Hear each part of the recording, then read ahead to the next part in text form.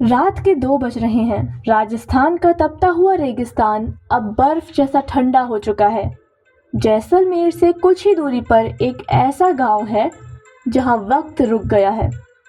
वहां की दीवारों पर आज भी उन लोगों की उंगलियों के निशान हैं जो 200 साल पहले वहां से गायब हो गए। दोस्तों, सोचिए, एक पूरी की पूरी सिविलाइजेशन, एक पूरा समाज, 84 गांव के हजारों लोग बिना किसी शोर के, बिना किसी वार्निंग के रातों रात धूल में मिल गए। उन्होंने अपना सोना, चांदी, अनाज सब कुछ छोड़ दिया। लेकिन क्यों? आज द हिस्ट्री हंट पर हम उस पुराने रहस्य की गहराइयों में उतरेंगे। हम बात करेंगे कुलधरा की। ये सिर्फ एक टूटे हुए घरों का ढेर नहीं है, ये एक मिसाल है सेल्फ रिस्पेक्ट की और एक गवाह है उस खौफनाक श्राप का जो आज भी जैसलमेर की हवाओं में गूंजता है।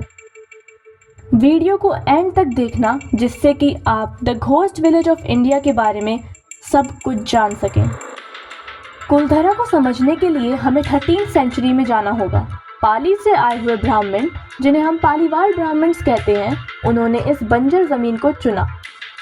इमेजिन कीजिए, उस ज़माने में जब ना गूगल मैप्स थे और ना ही मॉडर्न इंजीनियरिंग, इन लोगों ने वाटर हार्वेस्टिंग का ऐसा सिस्टम बनाया था कि रेगिस्तान में भी हरियाली थी।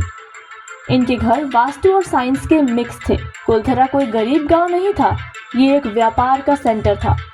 सोना, चांदी और कीमती पत्थरों का लेन देन यहाँ रोज होता था। 84 गांव का एक नेटवर्क था जिनका हेडक्वार्टर था कुलधरा। जैसलमेर की रियासत का दीवान था सलीम सिंह।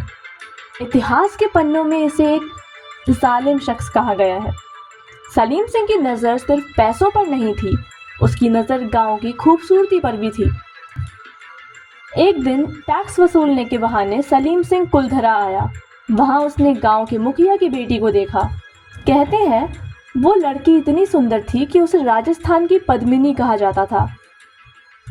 जैसे ही सलीम सिंह ने उसे देखा, उसने मुखिया को पैगाम भेजा, अगली पूर्णमासी तक ये लड़की मेरे को दे दी जाए, वरना पूरे गांव को जलाकर राख कर दूंगा। ये शब्द थे सलीम सिंह के। अब सोचिए उस पिता पर क्या गुजरी होगी। एक तरफ उसकी बेटी की इज्जत थी और दूसरी तरफ पूरे 84 गांव की सुरक्षा। सलीम सिंह ने गांव के चारों तरफ पहरा लगा दिया ताकि कोई भाग न सके। वो रात, जो इतिहास में द साइलेंट नाइट के नाम से जानी जाती है, पूर्णमासी से ठीक एक रात पहले 84 गांव के मुखिया कुलधरा के मंदिर में इकट्ठे हुए।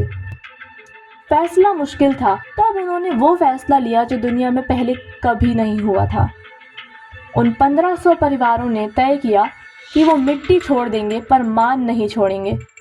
रात के तीसरे पहर, जब पहरेदार सो रहे थे, हजारों लोग अपने घरों से निकले। उन्होंने अपने पुरखों की मिट्टी को प्रणाम किया, अपनी प्यारी गायों को आज़ाद किया और उस ज़मीन को श्राप दिया। आज के बाद इस चौखट पर कोई भी घर नहीं बसा पाएगा, जो आएगा वो तबाह हो जाएगा।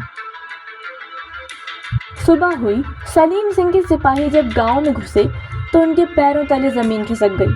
उन्होंने देखा कि पूरे गांव में एक भी इंसान नहीं बचा है, सब के सब कहीं चले गए हैं। दोस्तों, 1500 फैमिलीज का मतलब है लगभग 5000 से 8000 लोग। इतने लोग अगर रेगिस्तान में जाएंगे तो धूल उड़ेगी। निशान बनते हैं, लेकिन उनका कोई निशान नहीं मिला। आज तक किसी हिस्टोरियन को पता नहीं चला कि वो लोग कहाँ बस गए।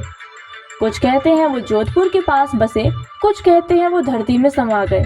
आज कुलधरा एक खंडर है, लेकिन यहाँ कुछ ऐसा है जो साइंस को चैलेंज करता है। कई लोगों ने कोशिश की यहाँ बसने की। 20-30 साल पहले कुछ परिवार वहाँ रुके, लेकिन कहते हैं उनके साथ ऐसी घटनाएं हुई कि उन्हें भागना पड़ा। किसी का बच्चा बीमार हो गया तो किसी को रात में लोगों के चिल्लाने की आवाज़ आने लगी। यहाँ के पत्थर आज भी गर्म रहते हैं, जैसे उनमें उन लोगों का गुस्सा भरा हो। पैरानॉर्मल इन्वेस्टिगेटर्स कहते हैं कि कुलधरा नेगेटिव एनर्जी का हब है। वहाँ के मंदिर में आज भी कोई मूर्ति नहीं है क्योंकि शक्तियाँ वहाँ रहने ही नहीं देती। क्या ये सिर्फ डर है या फिर उन पालीवाल ब्राह्मण्स की विल पावर जो आज भी उस गांव की रक्षा कर रही है? दोस्तों, द हिस्ट्री हंट का मकसद सिर्फ डराना नहीं, बल्कि हमारे इतिहास के इन अनसुलझे पन्नों को आपके सामने लाना है। अगर आप कभी जैसलमेर जाएं तो कुलधरा ज़रूर जाना, लेकिन याद रखना सूरज ढलने से पहले वापस लौट आना। आपको क्या लगता है, क्या वो लोग अभी भी कहीं जिंदा हैं? कमेंट में ज़रूर बताइएगा। वीडियो को लाइक करना ना भूलें और चैनल को सब्सक्राइब ज़रूर कर लें। Till the time, keep growing and keep hunting. Thanks for watching.